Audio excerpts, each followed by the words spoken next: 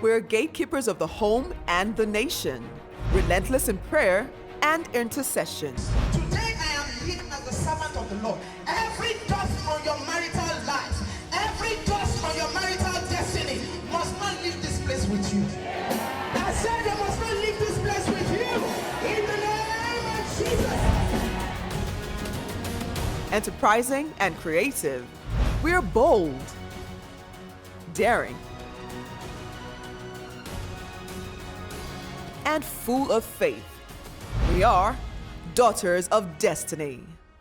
Lord, this hour concerning this Transformer Conference, we ask for a mighty transformation. In the name of Jesus, Lord, as we have declared the word shift, let circumstances begin to shift. Let there be a shift for the better in every area of our lives. In the name of Jesus. Thank you, our Father and our God. Ministering angels right now, take position. Malika Sataya, for the word of God says you are ministering spirits. And right now we call you to attention concerning every life and every need. Lord, do the will of the Father right now. We ask that the will of the Father be done in every life. Thank you, Father.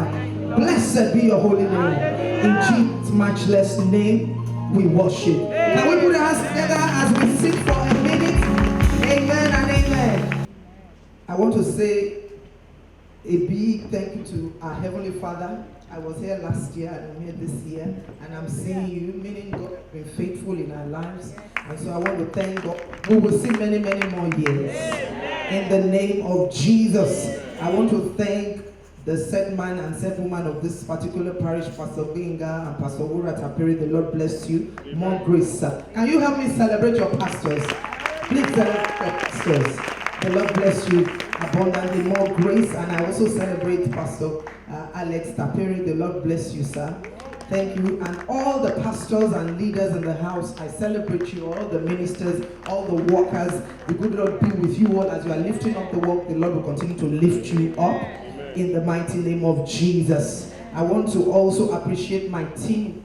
We are called daughters. We are not one. We are always many anywhere we go. Can you help me appreciate all the daughters of destiny, all the pastors who came with me? The Lord bless you. And last but not the least, I want to appreciate my husband who made it possible for me to go around doing what I do. Amen. Hallelujah. And so we want to thank the Lord and give him all praise and glory for 2019 Transformer Conference. Hallelujah. It is my prayer that at the end of this conference, and even particularly from this ministration, that we will start to experience a shift to a better place than where we are right now. I am trusting God that during this session, there will be two particular ways of release from the Holy Spirit. Number one, you will get revelation of the word. It's important that you get revelation of the word. It's important that you know what you're supposed to do. It's important that you key into principles, because principles are powerful, because principles don't change, they are tested. And so when you know a good principle and you follow it, like they say, if you form a good habit, that habit is going to help you in life, because so many of us, we tend to skew towards one side. Just as it is important for us to have a revelation of what the word is saying, and that we must follow time-tested principles and guidelines that will help us to have a shift from failure to success, we must never also neglect the aspect of impartation. Are you?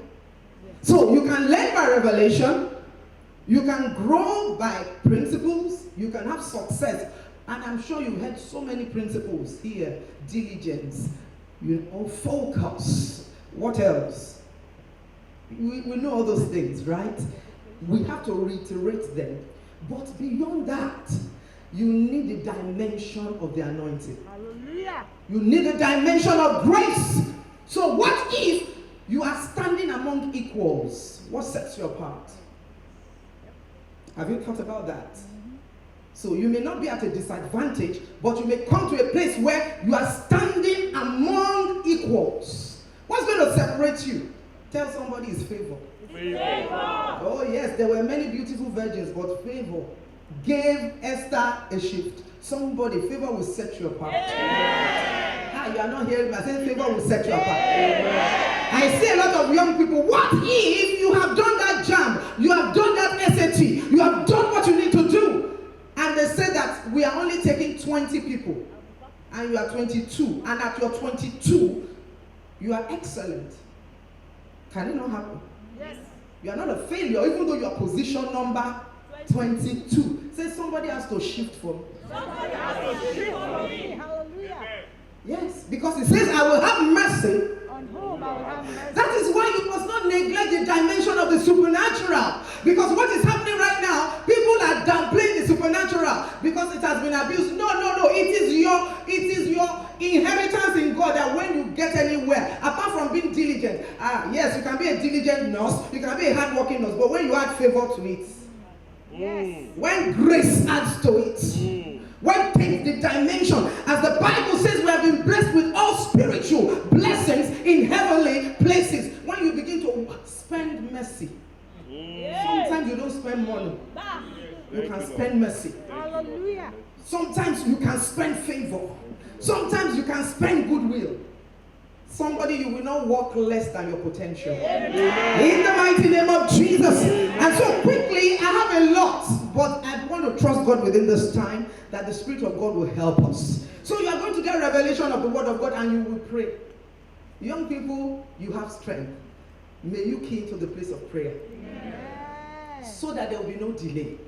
Psalm 90 verse 14. It says, satisfy me early. When I just saw the young people, that's the first scripture Holy Spirit dropped. And I have to say that first.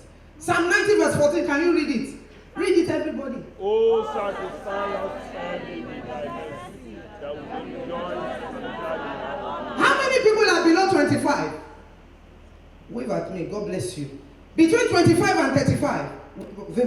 The other people join them. 0 to 35. 0 years to 35. Look at majority. You will not use 7 years to study medicine. Then later you discover that you were called to be a photographer. Amen. Amen. That's what we're saying now. That's what we're saying. Mark Zuckerberg, how old? How old? The one that founded Facebook. As young as you are, you must know purpose. When you ask a lot of young people, what do you want to become? People are clueless. They say, I don't know. You have to. The first thing you are going to rise up on your feet. Say in the name of Jesus. In the name of Jesus. I will discover my purpose. I will discover my Early in life. early life. Please, you have to pray this prayer with hunger.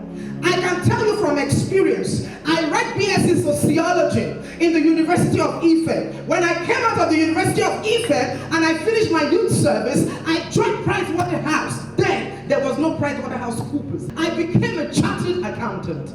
I did a very difficult exam, only for me to discover at 39 that I'm called to be a pastor. I'm not balancing books before you now, but I kept on dreaming and seeing myself with a microphone, talking. All the while I was doing accountancy, I was never fulfilled. I had a job I didn't like.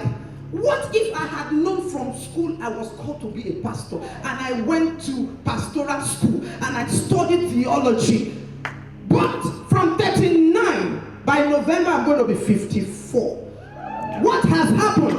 When I stepped into my purpose at the age of 39, 14 years, your pastor would not have known me if I were an accountant.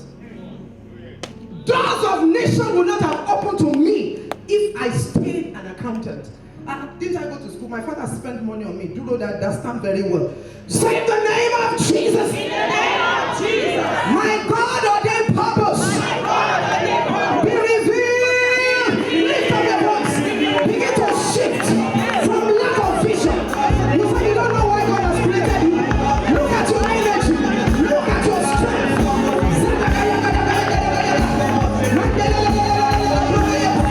Show me my vision. Show me my purpose. In the name of Jesus.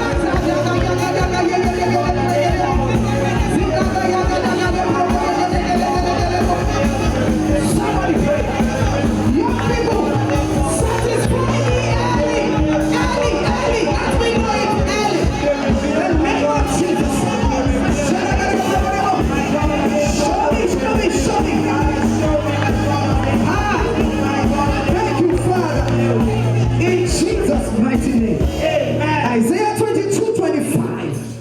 It says, in that day, saith the Lord of hosts, shall the nail that is fastened in a sure place be removed. Everybody say be removed. Be removed. Number one. Number two. Can we read it together? And be cut down. When you have removed something, why do you need to cut it again? Number three, can you read it? And fall. I have removed it. I have cut it down. And then it has to fall. Next. And the Body that was upon it shall be cut off.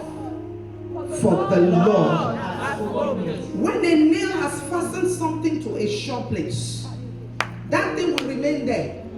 Wind may blow, but the power of nail will make sure. If you use a piece of paper and you nail it to the wall, if nobody goes to remove that nail, flood may be passing under it, it won't affect it. That thing that has been nailed will be there. What is nailing that thing is taken away.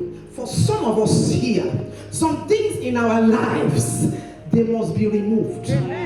Some things in our lives must be cut down. Amen. You remove what is not supposed to be there. Anything in your destiny and your life that has come to bring stagnation, that is not allowing you to shift according to the calendar of God, it is time for you to move. Yet you cannot move. When it is time for the baby to crawl and the baby is not crawling, you will know that something is responsible. And the Bible is saying that thing has to be cut down. The Bible says in 2 Corinthians 10 verse 5, casting down some things that you have elevated in your life, mindsets, paradigms. You say there is no God because you are seeing some people on the internet. You have some ideas that is not allowing the word of God to go inside your head. Those ideas must be cut down in their level of influence. Are you with me? And so it says some other things, they must be cast out, they must fall, and the burden shall be cut off. Amen. Whatever is putting a burden in your life. Yes. Some people are poor because they have a poor mindset. Some people are not moving forward because they have certain ideas about themselves that they believe nobody is helping me. If you drop me in China penniless, I will survive. Are you not a Nigerian woman? I must survive. I believe it. If I'm going anywhere, if there is a river, when I get to that river, either a boat emerges or they build me a monkey bridge. That's my belief. My faith is fervent, and I will tell you why.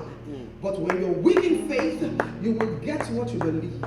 Are you ready? Say in the name of Jesus. Everything from my foundation. Everything from my foundation. That is limiting me from having a shift. That is limiting me from having a To the next level. the next level. Please, mothers, fathers, pray for your children's generation. Now we pray generational prayer. Say anything in the life of my children Anything in the life of my children. that needs to be cut down.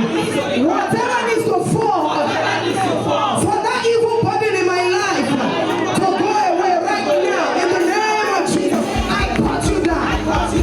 Yes. Use your own mouth to cut it. Every failure, I cut it down. The name of Jesus. Every wrong paradigm. Somebody pray. Somebody pray. Thank you, Father. In Jesus' mighty name we pray. Amen. Matthew 21 verse 2. Matthew 21 verse 2. Saying unto them, Jesus said unto them, go into the village, and straightway you will find an ass and a colt with her. I believe the KJV calls it the donkey also. You find a donkey and the baby, the ass and the colt tied with her. You are going to lift up your voice. Everything bringing generational failure. What affected your father is affecting you, or your mother is affecting you. Mommy was divorced. Now this marriage, it seems as if I'll take a walk. You don't know what is wrong with you. Oh my Jenny, it's the battle of the blood. What has affected you? Now you have seen the pattern in your child. Mother and child tied by the same chain. He said, you will find the ass and the colt. They were both tied down into a location. They're supposed to have made a shift. Somebody here, maybe your parents didn't finish school, and you two, you are looking at it that, hey, I'll go and be driving you back. Drive you back. A guy left Bangkok at 300 level.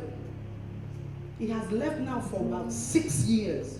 When he came for counseling, I said, why? One reason, one course is driving the second one of Uber. What do you call it?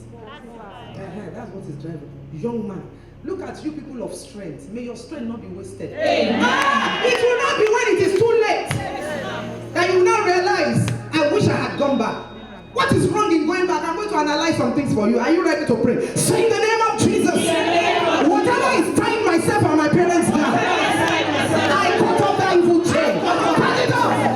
The name of Jesus. Whatever afflicted my father that is afflicting me, I cut it off in Jesus' name. In the name of Jesus. Say whatever is tying me, I want to tie my children. For instance, you may be stuck to this nation, but your children should not be. They will stay if they want to stay.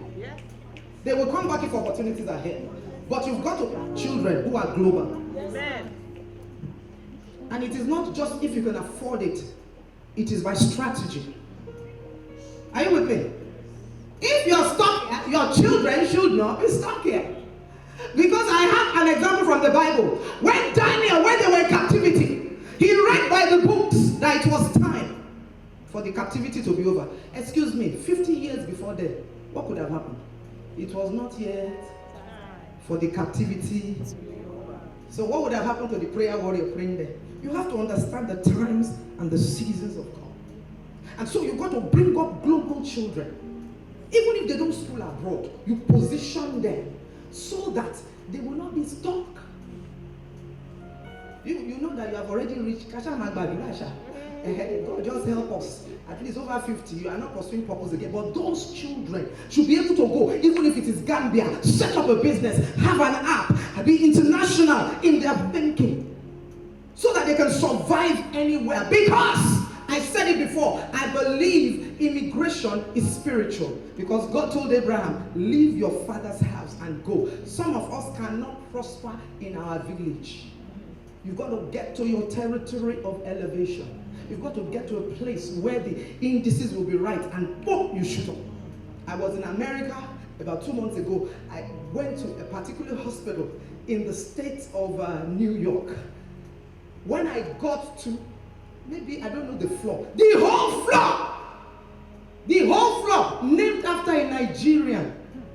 He's a medical doctor and he has a PhD. He's a researcher in cancer. See white people serving him. Excuse me, this guy left Nigeria 30 years ago.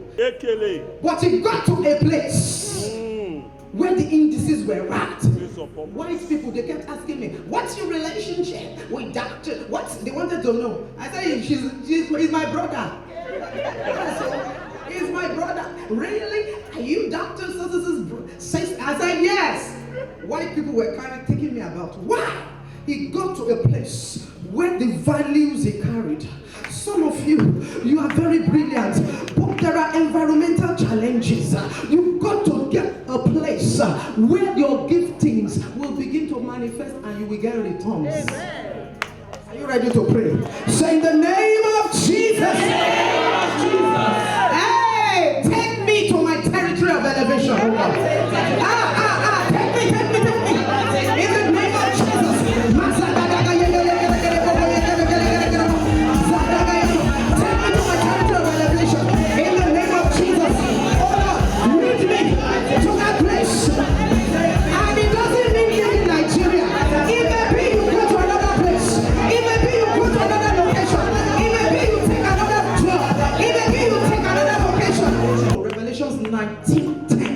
Revelations 19:10, it says the testimony of Jesus is the spirit of prophecy. Meaning every prophecy carries a spirit, a capacity to make it to come to pass. So do not be careless of the prophetic word.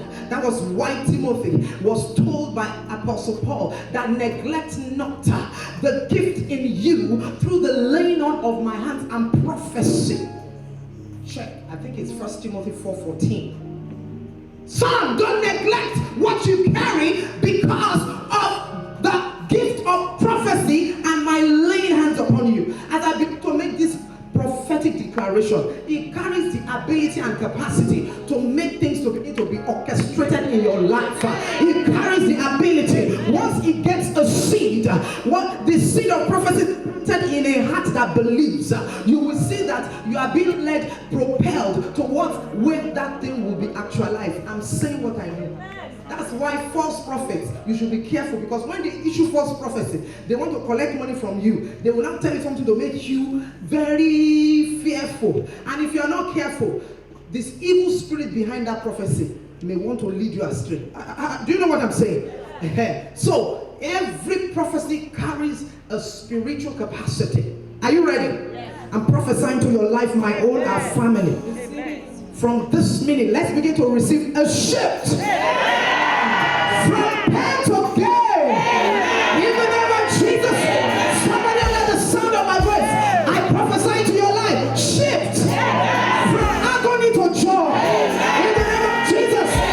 Shift. From stagnation to progress. In the name of Jesus. Shift. From failure to success. In the name of Jesus. Shift. From lack to abundance. In the name of Jesus. Shift. From confusion to clarity of purpose. In the name of Jesus. Shift. From barrenness to fruitfulness. In the name of Jesus. Somebody shift. From shame to fame. I prophesy somebody, you lost your job or your business and you are hiding. I'm prophesying that within the next few weeks, your head is going to be lifted out of shame. In the name of Jesus, somebody shift from joblessness to being productive. In the name of Jesus, somebody here shift from disadvantage to advantage. Every single, lift up your two hands. Makisa Taya Gadaya. God will lift you and make you shift from loneliness to companionship. In the name of Jesus, I prophesy to every marriage under the sound of my voice. You begin to shift out of crisis, shift out of strife, shift to a place of peace. In the name of Jesus, I prophesy anyone that is in a negative situation, with 3 loud amen, shift in the name of Jesus. Give him praise, you may be seated. Yes. The prophetic word will come to pass in your life. In the name of Jesus. And I want you to know, a prophecy is a word about the future. Every time God gives you a word in your heart, that's also a prophecy. You must guard that word by prayer. You have an issue and God gives you a scripture. That's your prophetic word. You guard it with prayer and you will see it come to pass. Amen. When we're talking about shift, the first thing I want to know is that we can have a shift by divine information. In the book of Ruth, chapter number 1, verse 6, somebody, your situation can change just by information. Information. Ruth 1, verse 6. Then she arose with her daughters-in-law, that she might return from the country of Moab. For she had heard in the country of Moab how the Lord had visited his people in giving them bread. So Ruth and Naomi, they moved. You know, there were 3 of them that heard information. What you do with the information you hear is very important. Hearing information is the start, but what you do with the information you have heard is what will determine whether you will have a shift or not. So Ruth and Naomi, they left Moab and they went back to Bethlehem. Why did they leave in the first instance? It was because there was something that happened. Things were not easy in the land. You know, a lot of people are going abroad. Let's go and try another place. And they moved without revelation. They moved without instruction. They probably followed a bandwagon. And when they got to that place, problems started. The 2 sons died. The man died first, then his 2 sons died. But when this woman, as old as she was, when she heard that information, she knew that that was her word. May you recognize your word. Amen. In the name of Jesus. We hear a lot of things, but there are certain key words. When you hear them, it will strike a chord in you. That word that is going to shift you, you will not miss it in Jesus' name. So when she heard that, it seems as if they said they are not having jobs. There's a new government in Bethlehem. I'm just using today's terms. My dear, let us go. And we all know the story of Ruth. She was going with her 2 daughters, and then she told them, look, you can go back.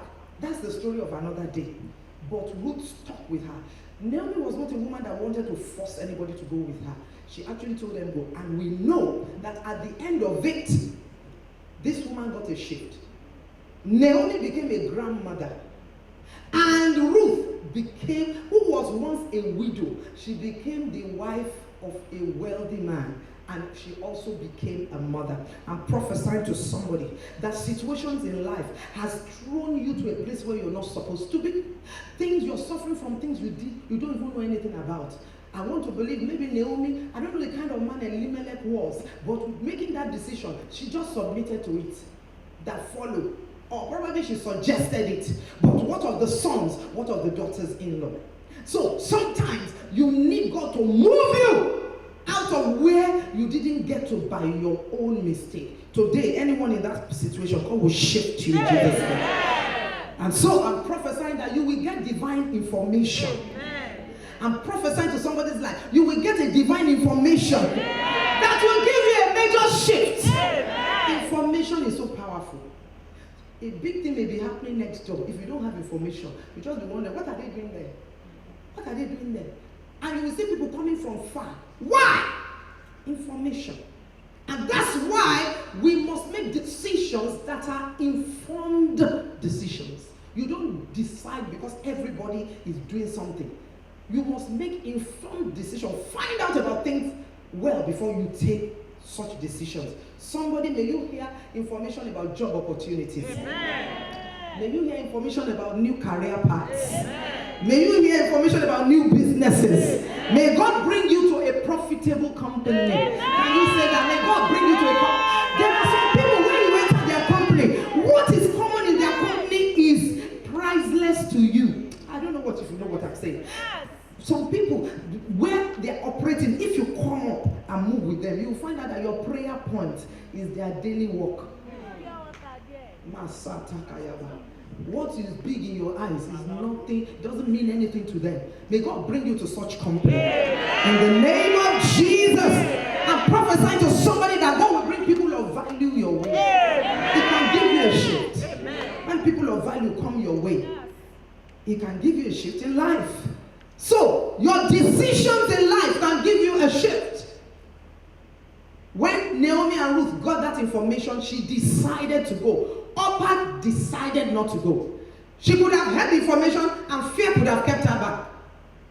Fear of what happened before. Somebody, your past experience will not keep you from your new shift. Amen. In the name of Jesus. Amen. So they followed through and they made that journey, and both of them, their destinies changed. Amen. Somebody, your destiny will change for the better. Amen. In the name of Jesus. As you are seated there, lift up your voice. Say, Father, give me the strength, the wisdom, and grace to follow through and complete any process that will give me a major shift in my life in Jesus' name.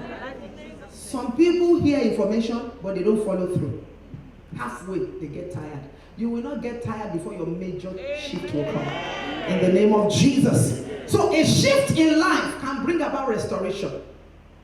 As we can see in this particular case study. A shift in your life can bring about a promotion. A shift in your life can terminate a bad season. It can start a fresh one of hope. A shift can change your status. So why do people need a shift in their lives?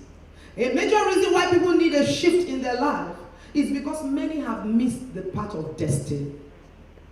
If you have missed the path of destiny, you need God to take you back, because He only has one path for everybody. Your path, may you not miss it. Amen. You see some people, they have clearly missed their part of destiny in life. And so they begin to operate below the capacity. And I was just wondering, the person that actually wanted to marry me before I met my husband, thank God he didn't marry me. Otherwise, I would be here now. And that's the truth. Some people, they cannot fully express the gifting of God for their life because they have chosen a wrong marriage partner. May you not marry the person that will reduce your destiny. Amen. Young people, may you not marry the one that the Versace will attract you, but his thinking will limit you. Amen. May you not marry the one that his pocket will give you a car, but his heart will sentence you to the village. Amen. Very important. May you not be attracted by the wrong thing. Amen. In the name of Jesus. Romans 8:29. And so if you are here, you have missed your part of destiny, you will get a shift back. Amen. Hello? If you dreamt and you lost anything, you will dream. You must dream and get it back. Amen. In the name of Jesus. Amen. Romans 8:29. For whom he did foreknew, he also did what? So, do you believe that God has given everybody a destiny? But some people, they miss that destiny. Verse 30, go to verse 30. Moreover, whom he predestined, he called. The destiny that God has chosen for you, he has called you to do something according to that destiny. I tell people, God has not called me to do some things. This is what he has called me to do. Because this is my destiny. And so this is where doors will open for me. It will not open if I were in the manufacturing industry or working in the civil service. That's not where God has called me to do. That I didn't go to school. So it's important for you to know that where God has destined you to be, he has called you there.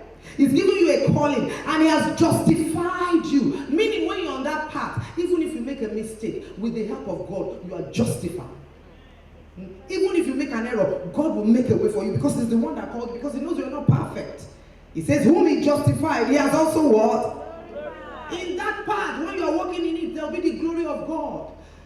It is not until you have $1 million, where whatever you are doing, you will see some people, they may be young, but you can see glory on them.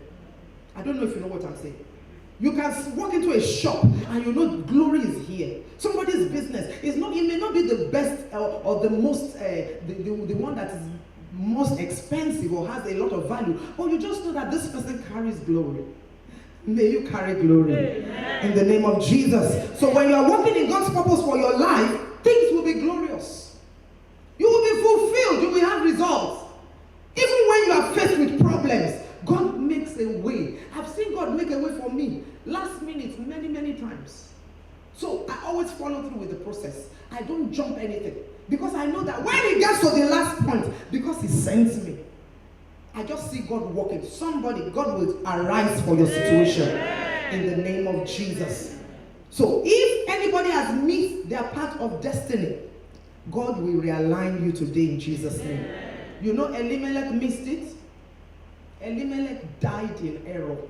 May we not die in error. Amen. In the name of Jesus. Amen. But Naomi and Ruth, God realigned them. May God give us that opportunity to be realigned even when we make a mistake. Amen. In the name of Jesus. The thinking and reasoning and the decision that Elimelech made was deficient. Those are the things that make people miss their destinies. When they make errors, when they make mistakes, may you not make an error in life. In the name of Jesus. I'm prophesying to your life right now. Any decision that you will make in your life, Marakasata, I think we should pray it. I won't prophesy it. Rise up on your feet. Sing the name of Jesus. Any decision that I will make in life, concerning my business, my career, my family, any decision that looks good on the outside, but will lead to destruction, Lord, prevent me from making that bad decision. Can you pray that prayer? The decision looks good. Moab looked good at that time, but it was a place that swallowed their glory. It swallowed their life. Lift up your voice. I will not make a decision that will swallow me. I will not make a decision that will swallow my life. Pray, pray, pray, pray, pray. I will not make a decision that will terminate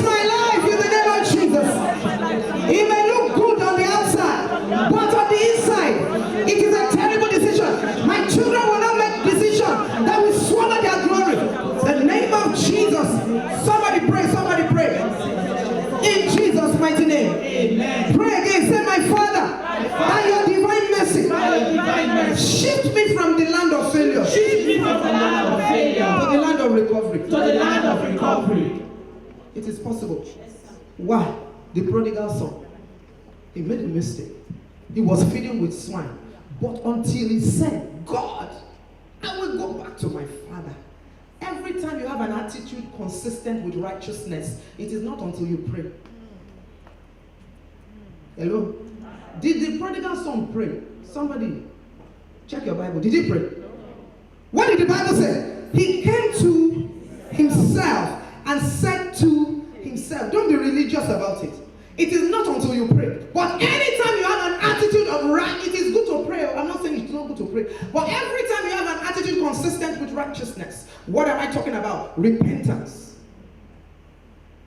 What am I talking about? Restitution. Every time you do a good thing that is consistent with righteousness, God answers for you. Hallelujah. You can be praying and you're not doing what you're supposed to do. You were rude to that person. Say, God has forgiven. God. What of the person you were rude to? You're supposed to apologize. Every time you show humility, God will pour grace on you. Amen. Are you with me? Yes. So, anybody who has gone to the wrong land, you have taken a substance that is now controlling you, God will deliver you today. Amen. Say, Father, move me from my land of failure to my land of recovery. In the name of Jesus, move my ministry from the land of failure to the land of recovery. Move my children from the land of failure to the land of recovery. Pray. Move us from the land of failure to the land of recovery. Shift us, oh God. Shift us from the land of failure to the land of recovery. In the name of Jesus. Shift us, oh God.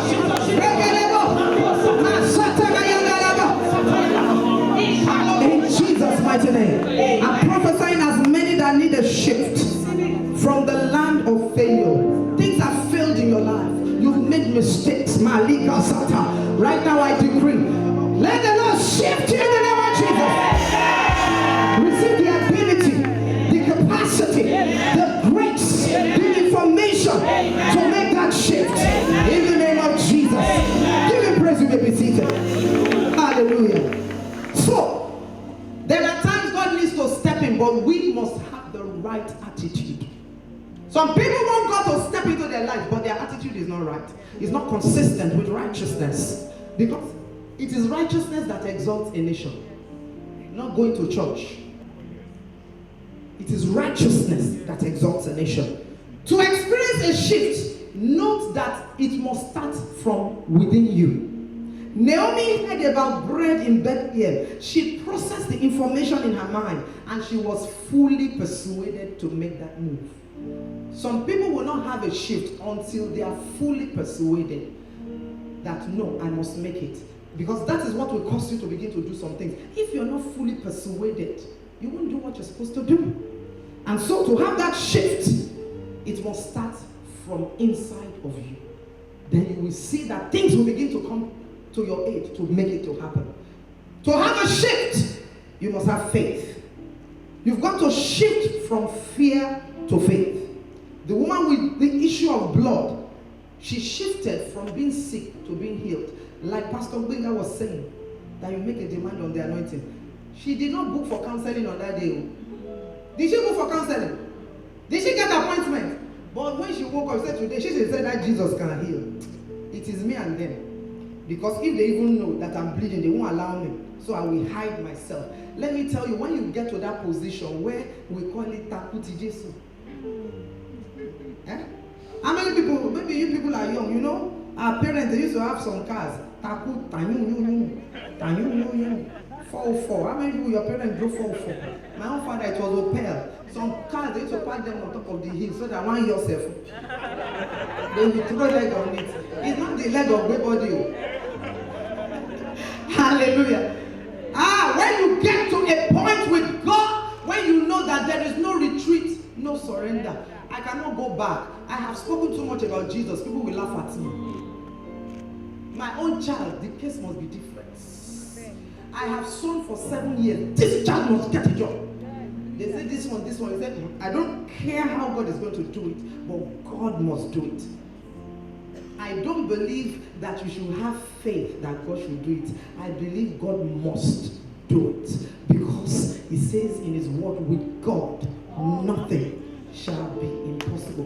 When you have that kind of faith of no retreat, no surrender. I have seen testimonies in my life over and over again, consistent with that attitude of faith.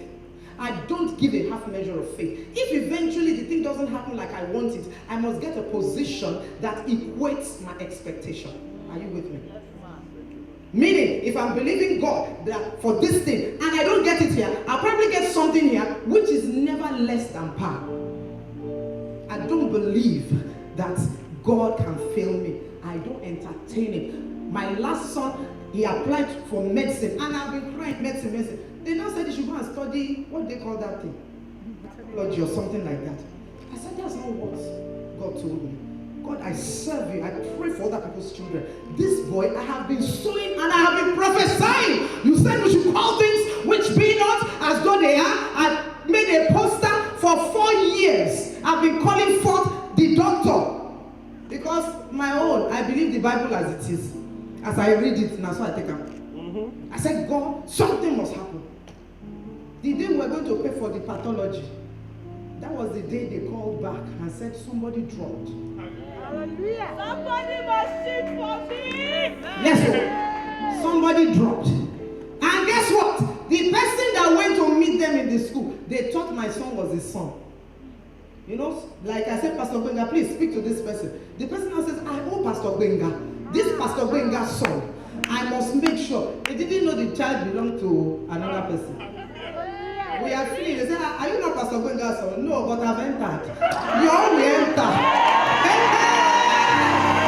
Yes, it was not a coincidence. Me, I believe in the mighty workings of God because I saw the mighty God. He says He will arrange things. He's the one that can turn things upside down just because He wants to give you a shift. What is going to propel that shift? Your faith. Nothing is coincidental. Mephibosheth got a shift. Under 24 hours from Lodebar, he went to the palace. Mephibosheth never met David, but somebody had done the work.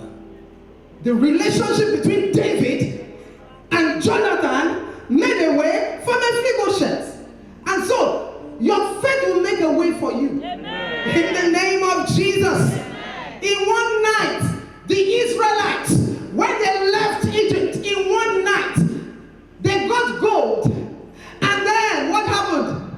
They became free men. The ocean swallowed the Egyptians. How come the Israelites got all that gold in one night and said overnight they became rich? No, Israelites did not become rich overnight. They had labored in slavery for over 400 years without being rewarded. Every reward that you deserve, that circumstances have denied you, may there be a shift that will bring a restoration. In the name of Jesus. So, what am I saying? A shift does not just happen in one day. It's a build-up. It's a build-up.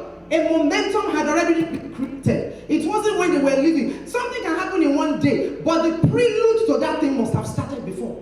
And that's why your faith work is important. All your faith work, all the seed you're sowing, all the good things you're doing. Do you think the Bible says God does not forget your labor of love? And so when you make a demand on it, heaven will answer. He even says, bring your strong. It means you have some strong reasons and you have some weak reasons. Why did He qualify the reasons? So if you have a strong reason, God must answer you. Somebody, God will answer you. Amen. In the name of Jesus. For you to experience a shift from failure to success, you must have incremental progress. That's what I'm trying to say. You've got to have incremental progress, continuous learning, continuous improvement. People will just see you one day. Do you think it's one day that we'll be quoting scriptures like this? Every little thing we are doing is an add-up to what will give us a shift. Are you getting it? Yes, somebody wants to close their eyes. Shift. They are talking about shift. You are not working. You are not doing anything. You want shift. You're not making quality decisions. You're not building up yourself. You've got to continue to do those things. Then it gets to what is called a tipping point. Do you know that tipper that used to carry sand? When it gets to the site, that thing, one rope, one long pole will continue to come out. When that pole is coming, the sand doesn't fall. But when it gets to a critical point, we call it the tipping point. As soon as it gets to that critical point, the law of gravity activates it and everything will fall down. Somebody, everything you have built up in life, Marie Gazata, I'm prophesying, every good thing you have been doing that you think they are not saved, because Jehovah is the one that keeps record. You will get to that point where you will get a shift from goodness in the name of Jesus. To experience a shift to a higher level, you must be effective and efficient in what you're doing. What did I call it? You have to be effective and you have to be efficient. Effectiveness means getting results. For instance, if I have a headache and I take Panadol, if that Panadol is not fake, we say it is effective. That means the headache will go down. But efficiency means having the desired result between the best time. Are you with me? So it is possible for something to work, but it may take too long. It is possible for you to be good in organizing people, but it takes too long before you get things done. So it is not just to get the thing done, you must be efficient. You may be good in preaching, but when they give you people to manage, they will leave church before pastor will know.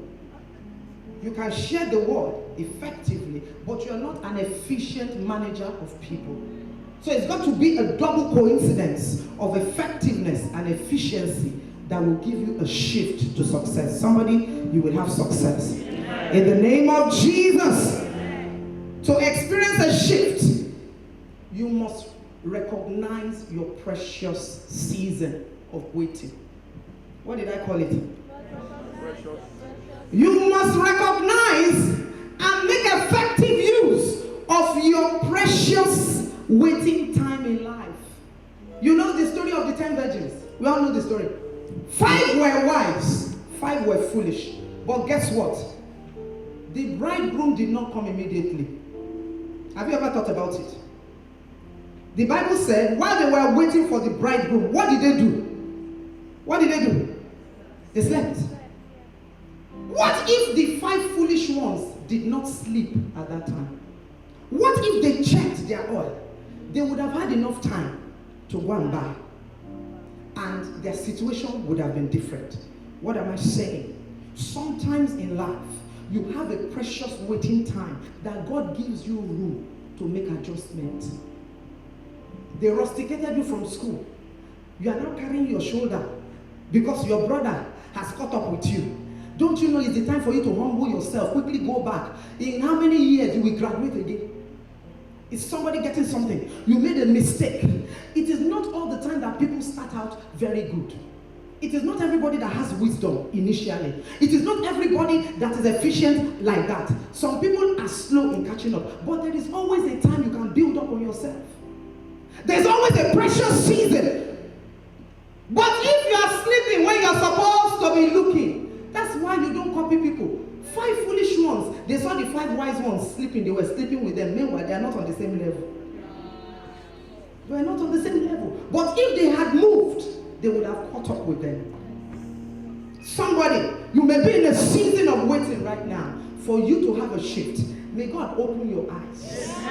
I say, may God open your eyes. When your bridegroom has delayed in coming, may God help you. Your waiting time will not be wasted. In the mighty name of Jesus. There is a time you can readjust and realign. And so, as I'm bringing this to a close, because we want to go to the dimension of power, hallelujah, we must shift from being reactive to being responsive. We must shift from planlessness to being strategic people. You must shift from sentiment to being factual. Sentiment can bring customers for you because you are in the same church to sow. But if you don't sow the thing well, sentiment will not keep the customer. Are you with me?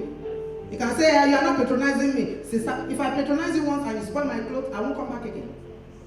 We must shift from mediocrity to excellence. We must shift from managing things to being visionary.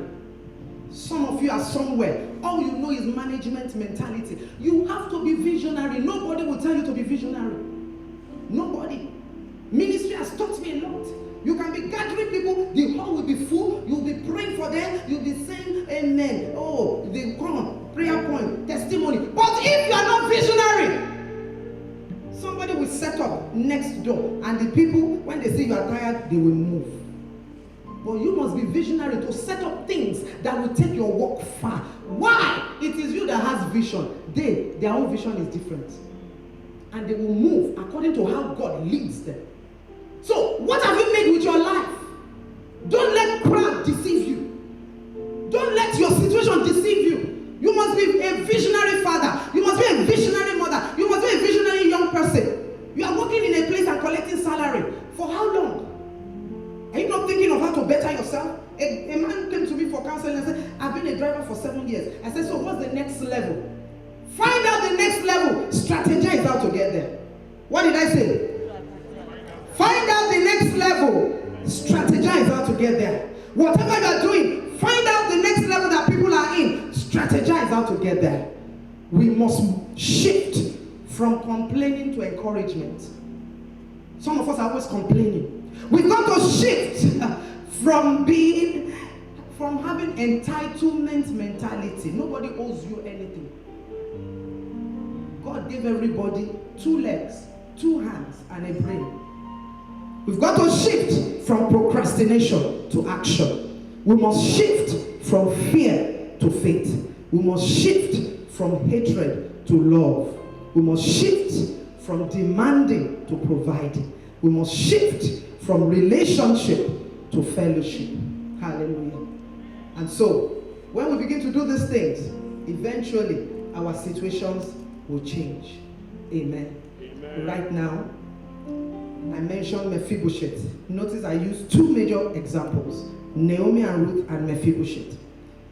By divine favor, Mephibosheth's situation was changed.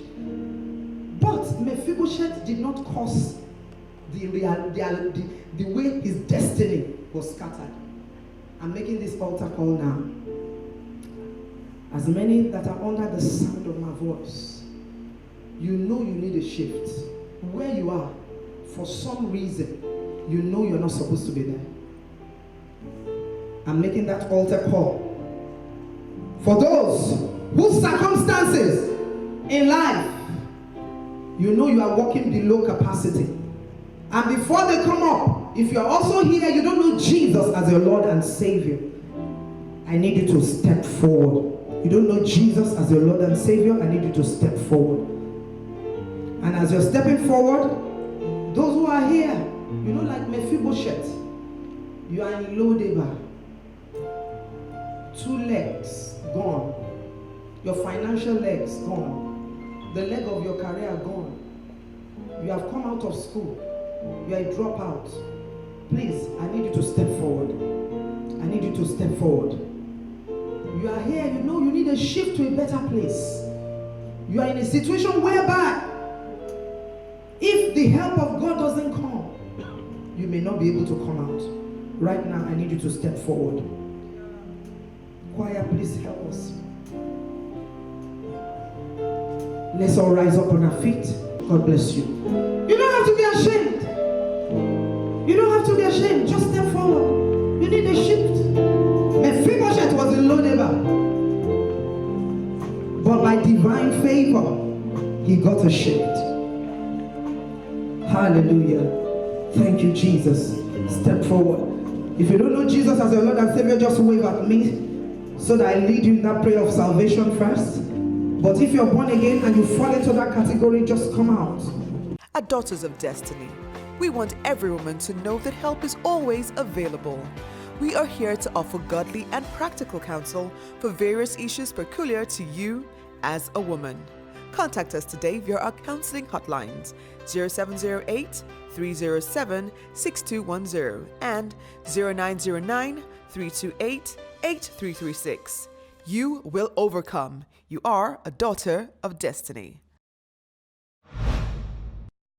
Daughters of Destiny.